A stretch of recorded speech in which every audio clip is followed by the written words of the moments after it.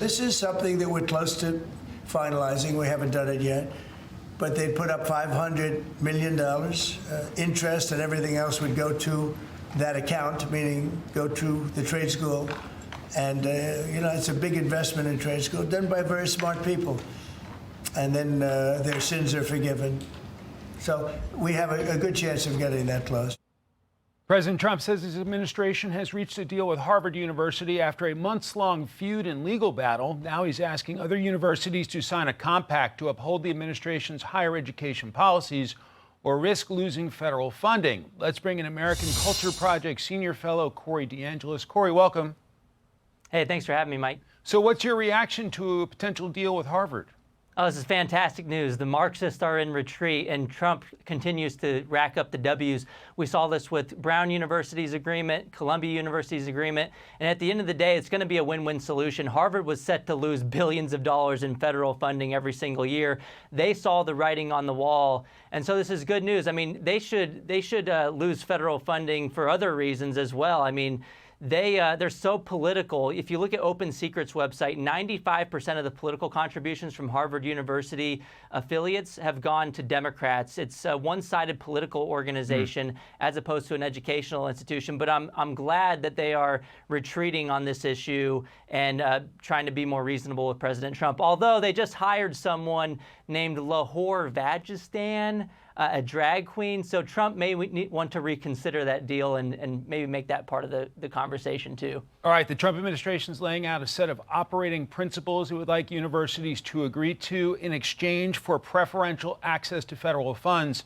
Vanderbilt University tweeting out, quote, Vanderbilt University was among 9 institutions invited by the White House to review the Compact for Academic Excellence in Higher Education. We look forward to carefully reviewing the compact and providing meaningful feedback to the administration. What is your assessment? Yeah, look, Trump's got his foot on the gas to make education great again in America. And look, with this higher education initiative, it's returning a sense of sanity and merit to higher education, getting testing involved again, whether that's the SAT or the ACT. He should take it a step further and say that these colleges must accept alternatives and break that duopoly from the College Board and have things like the classic learning test as well to have more conservative students go into higher education as well. Because part of this White House announcement was about how there's just so much far left indoctrination at the higher education level right now. We need to balance things out. Look, schools are supposed to be ideas where you have debates and free and open conversations regardless of the side of the aisle. I want to get to the story that we teased. Zohran Mamdani, who is the nominee for mayor in New York City, many consider him the favorite at this point, saying he's going to pull funding for kindergartners who are talented, gifted and talented kindergartners. What about that?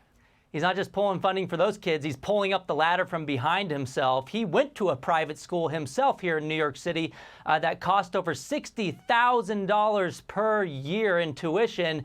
It's your textbook champagne socialist, school choice for me, but not for thee. And look, these kids need a better opportunity. The problem is that Zohran Mamdani is a socialist who doesn't have to live with his own policy proposals. He had these opportunities before. He went to a specialized high school in New York City as well and benefited from that.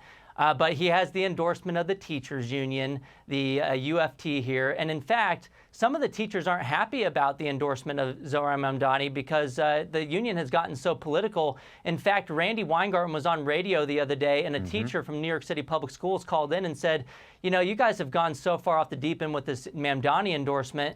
And Randy even said to him, she said the quiet part out loud, that if you don't like it, she said the union is going to be as political as it wants to be. And if you don't like it, you can take your dues funding somewhere else. And so teachers should listen to her and pull their funding from the union, stop giving your money to the Democrats, and join alternatives like the Teacher Freedom Alliance who don't engage in woke politics. Corey DeAngelis, great to see you. Thank you so much. Thanks, Mike. Hey everyone, I'm Emily Campagno. Catch me and my co-hosts Harris Faulkner and Kaylee McEnany on Outnumbered every weekday at 12 p.m. Eastern, or set your DVR. Also, don't forget to subscribe to the Fox News YouTube page for daily highlights.